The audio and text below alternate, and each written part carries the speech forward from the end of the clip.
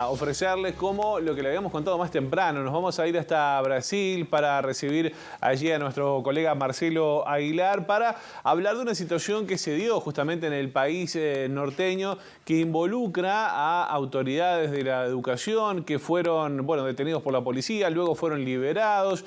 Una cosa bastante compleja que involucró también a pastores de la iglesia evangélica. Varios temas para analizar con Marcelo Aguilar, a quien ya le damos los buenos días. Marcelo, ¿cómo andás?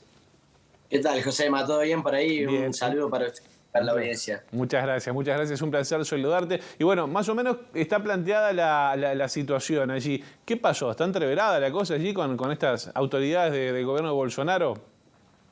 Sí, este escándalo ya había surgido un tiempo antes, fue en abril cuando cayó el ministro, acusado básicamente de privilegiar aliados a pedido del presidente Bolsonaro en la distribución de unos recursos. En ese momento cayó el ministro. Bolsonaro en aquel momento tuvo una actitud diferente a la que tuvo ahora. En ese momento dijo que ponía la cara en el fuego, que ponía toda la cara en el fuego por Milton Ribeiro, pero ahora dijo como que Ribeiro va a tener que responder por sus actos. Ribeiro no es un ministro cualquiera, es un ministro de confianza del círculo cercano de Bolsonaro, y entonces esto ha generado muchísimo ruido. Bolsonaro trató de utilizar, como generalmente hace, trató de utilizar esto para decir que él no, de hecho esto demuestra que él no interviene políticamente en la Policía Federal. Sin embargo, el Ministerio Público Federal envió el proceso del ministro al Supremo Tribunal Federal porque tiene sospechas de que Bolsonaro ha intervenido en la Policía Federal, sobre todo a raíz de un audio en el que Ribeiro le dice a su hija que el presidente lo había llamado preocupado porque tenía un presentimiento de que iban a intervenir su casa, que le iban a allanar. Entonces esto da la pauta de que Bolsonaro puede estar tratando de intervenir en ese proceso. Esta cuestión de la intervención en la Policía Federal viene de bastante lejos, viene de 2020, cuando Sergio Moro, que era ministro de Justicia de Bolsonaro, salió del gobierno denunciando justamente la intervención política de Bolsonaro en la corporación.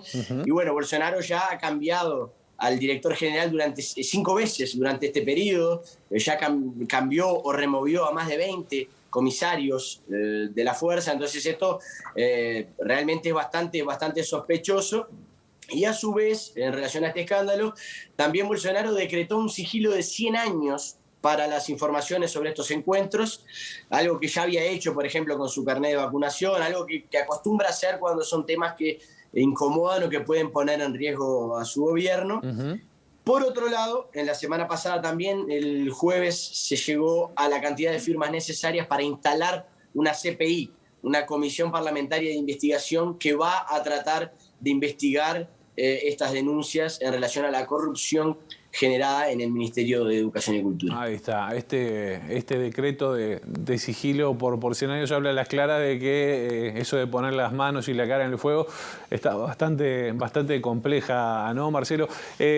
A propósito del tema, este ministro de Educación fue procesado y luego liberado. ¿Por qué fue eso?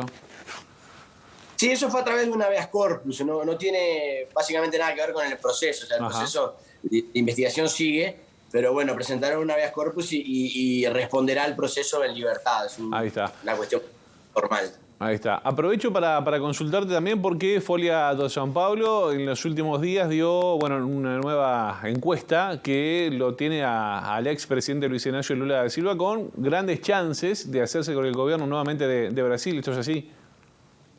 Sí, la última encuesta Datafolia, que es la principal, digamos, la que generalmente se toma como referencia, salió el jueves, la tardecita del jueves, y le daría una victoria a Lula en la primera vuelta a través de los votos válidos. Lula tiene 47% contra 28% de Bolsonaro, y esto le daría la victoria al petista en la primera vuelta.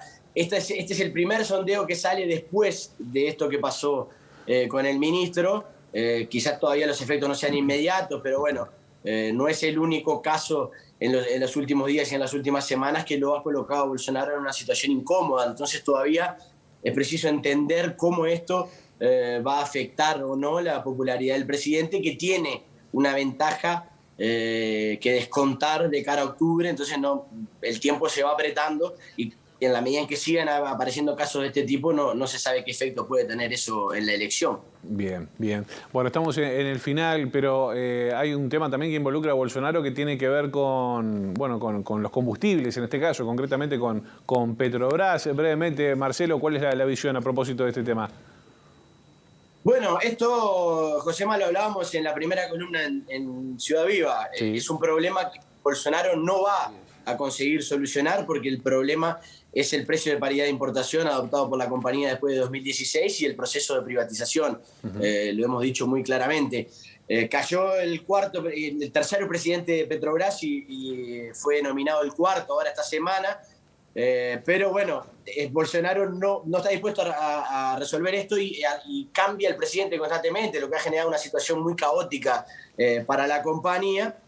Y ahora propone la privatización como una solución, o sea, propone la enfermedad como el remedio.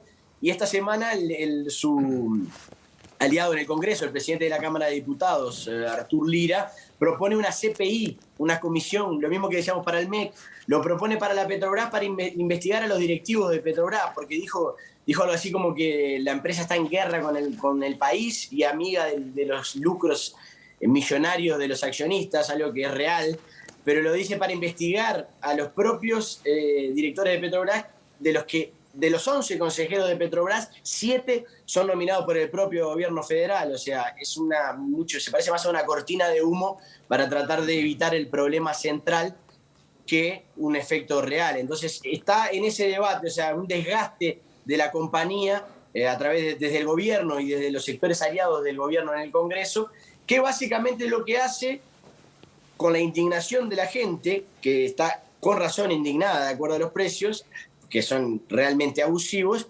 desgasta la imagen de la compañía y todo indica que eso es una estrategia para legitimar y para avanzar en el proceso de privatización. Clarísimo, clarísimo. Marcelo, te mando un abrazo fuerte a la distancia y la seguimos en breve, ¿eh? Un gran abrazo y hasta pronto. Nos vemos. Hasta luego, Marcelo.